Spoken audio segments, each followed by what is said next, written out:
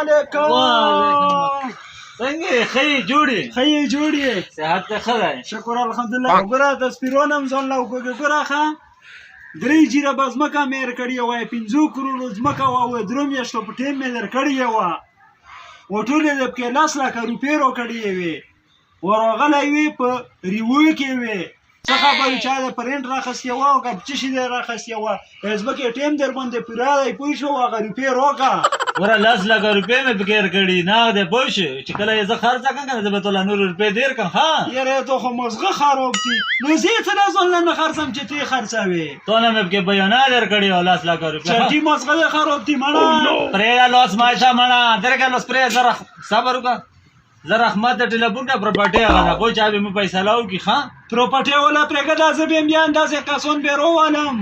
صبر کړه صرف رحمت ته زه ټلیفون کړه پروپرټۍ والا صبر کوي ټول یې خو یې راکړي 10 لکه روپۍ و 15 کروڑو ځمکه درنه صبر رومانې کړي یې مړه لږ صبر وکړه که نه رحمت اوسه مړه دلې روشه دیتا مړه یو کا سره مې لانجا ده پوه شو ته لږ روشه لږ طریقه چې جوړه نه کړي بازارو صحیح شو ټیک شو نیمه ګنټه کې به ځه ټیک روم یې غوښتوله ښه زه نور نه یم خبر ښه ماله به یا پوره روپۍ راکړې ټیم در باندې پوره شوی چې پوره روپۍ خو نه راکړې که نه ځمکه ماته پاتې ځمکه زه ځان له خرڅ فیصله وکړي وعلیکم السلام ستړی ماشې او ښه یې جوړې تکړه یې برابر یې بخیر ښه یې جوړ یې کښېنه جي څرنګه یې ښه یې جوړ یې خوشحال چې ته ښه یې حاجي صاحب خیر دی ورته څه ول دی والا چې امن امن دی حاجي صاحب او ښه یې حاجي صاحب د دغه نه مو ځمکه خسې وه 3 جیره به ځمکه 10 لکه روپۍ مې پکې بیانه ورکړي او 5 کروڑ روپۍ پوره شوي او به ټیم یې لکه پرې ووخته پوه شو چې شا به مو ته پرېږده ځمکه او شا به پرېږده زه څه وکړم اوس نه داسې و خیر دی خفه کېږي درسانه که نه د پراپرټۍ والا خو ډېر د پراپرټۍ والا دا نه یوي که خو اوس دغه داسې ورتلي ته مه خفه کېږه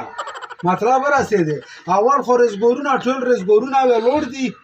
پوه شوې ټول رزګورونه ویلوړ دي بل د توسې خلو چې عادت دغه و دا غریبګن کوي پوه شوې ما تکلیف کوو 10 لکه روپۍ به یې ورسره نور به شی نه و په رینچ به یې ګوډی راوستو مخې ته به یې د دوی ودرولو ده به یې ویل چې سکامولدوره داسې وه که داسې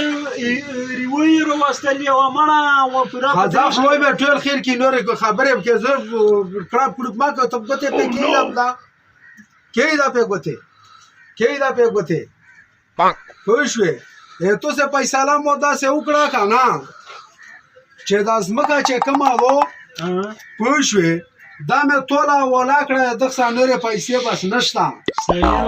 ټوله مې والا کړه خپله ځمکه بالکل و دا به یې دغه بازا ښېګړی مطلب راسېدی دغله به په میاشت کې نن خپلې 10 لکه روپۍ ورکړې پوه شوې و لاک روپۍ چې کومه تلې وه هغه مې په تو وکړله خیر دی دلته هغه شوه لکه مطلب دا چې دا ځمکه حق د پراپرټۍ هم په دغه باندې وه خو دلته داسې دی چې شو ما یې رینچ خبره وه لږ تاوان یې هغه کو ټوله ځمکه تاوان کوي نه تی بیا لږه په خو هغه باندې خرڅه که صحیح شوه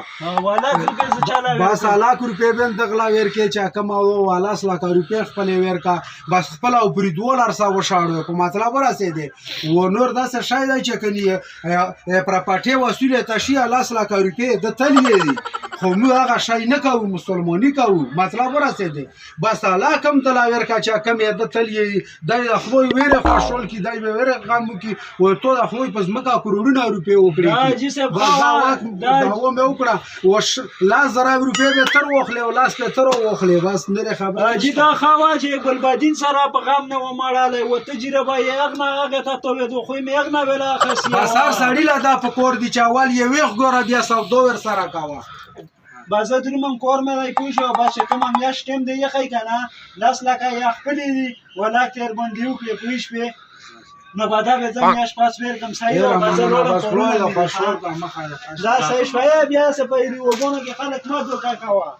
یاره حاجي صاحب خپل غم راله خلاص کړه مصیبت یا ونه یې چې هغه بدې تالې ویم نه په تو حق و دا 10 لکه خو چې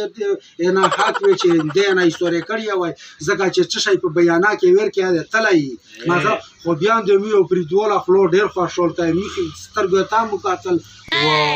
بسینه پیسې و داسې خور بیا ما کوه چې د کروڑونو روپیو زوی و 15 لکه روپۍ پکې ورکړو و بیا یې که نه او ما خلو خپل یې مزدوري خپله لوله مزدوري کوي خلک ما پاسو